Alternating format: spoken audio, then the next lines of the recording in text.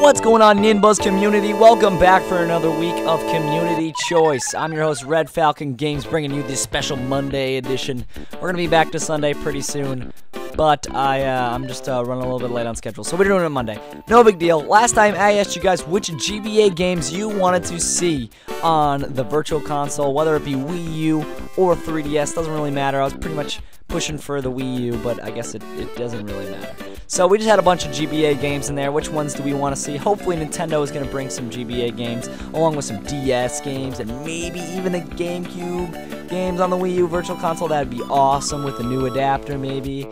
We don't even have any N64 on the Wii U. Hopefully, with E3 coming up this week, we can maybe get some assurance as to this Virtual Console thing, because it's not looking too hot right now. Anyway, not trying to be a negative Nancy. Anyway, let's get started with this countdown. In 5th place is the Mega Man Battle Network. I have the series in there with 9% of the votes. It just included all the games in the series. And this is actually a series that I've never played before. It has a bunch of the Mega Man games in it, of course. I don't exactly know what number through what number, but there are quite a few. They're on the Game Boy Advance, and I looked up, it's a bit different. There are some on Nintendo DS, but I think most of them are on the Game Boy Advance. They're made by Capcom, obviously, as the Mega Man series is, and it's an action RPG. It's an action game in the overworld, but you can run into enemies, and it will be an RPG, and it's very internet-based with a network, and I think you're like Megaman.exe as a character or something like that. And there are a lot of puns and references to the virtual sort of online world because it's hot in 2001 when the series debuted. So it's all about that. It's very different from the original Mega Man's, just 2D platformer, but definitely looks like a cool game. In 4th place is the Super Mario Advance series with 10% of the votes. This is the last of the series. Just those two are in series. And this is definitely one that got a bunch of votes all over, but I just decided to include the series. The Super Mario Advance series is legit, I will tell you that. There are, I believe, 4 of them, and they cover Super Mario Bros. 2, Super Mario World, Super Mario Bros. 3, and Yoshi's Island, I think, are all the remakes for the Super Mario Advance series in the Game Boy Advance.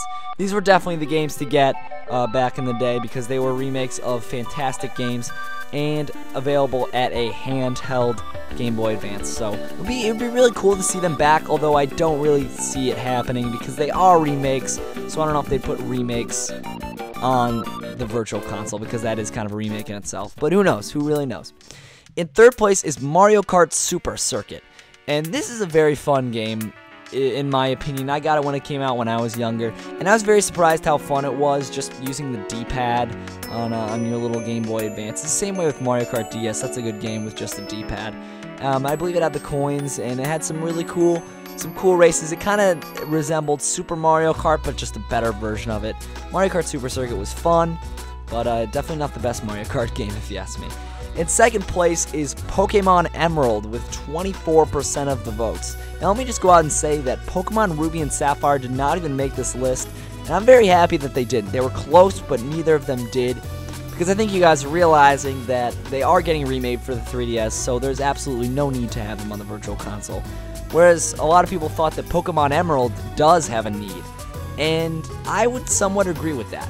I think Pokemon Emerald, of all the 3rd installments in Pokemon games, all of the bonus ones like Platinum and Crystal, I think it's the best one. I think it's the best improvement. It definitely gave you a lot of chance for the legendaries and the extra battles, and just overall, I really like Pokemon Emerald as an upgrade, and it got 24% of the votes. In 1st place, this one gave me a smile, even though I haven't even played the game yet. I really like seeing this. Was Mother 3 with 26% of the votes. And it's because I feel the same way, guys. Mother 3, I'll give you a little bit of a background. It's an RPG game. It's a classic game, although I think it came out in like 2006, which it seems like it's been out for a long time. It hasn't been out for that long, I guess. For the Game Boy Advance, it was hyped up to be on the Nintendo 64, and it will be in America, but Nintendo of America was like, nah, we ain't having that Mother 3 in here, pretty much last minute, and it only released in Japan, and because of how popular Earthbound was at certain points, people were like, yes, we need another Mother game, because Earthbound, in case you didn't know, is Mother 2 technically, but it got named Earthbound in America. So a lot of people really adored Earthbound, and there was a big following for it, and were devastated when Mother 3 did not come to America. So I guess what this first place is telling us is it's a plea that Nintendo, please give us Mother 3, because it never came out in America. And I guess the reason people really want it is because they may have seen footage of it or have actually played the patched version. Believe it or not, the Japanese version of Mother 3 has been patched by a team online and made into a fan translation game, and you can actually play it if you look it up and download it. Pretty sure it's probably illegal, so I'm not going to endorse it, but if you really want to, you can find an English translated version of Mother 3 and play it on an emulator. So I think that's pretty neat, but I would love to see it officially released by Nintendo, and they did release Earthbound on the Virtual Console, which is a step closer. I really want to play Mother 3, although I haven't gotten my hands on it yet. So now it's kind of a long countdown, so I'll make this video kind of shorter. Now, the next question is, which starter Pokemon need Mega Evolutions?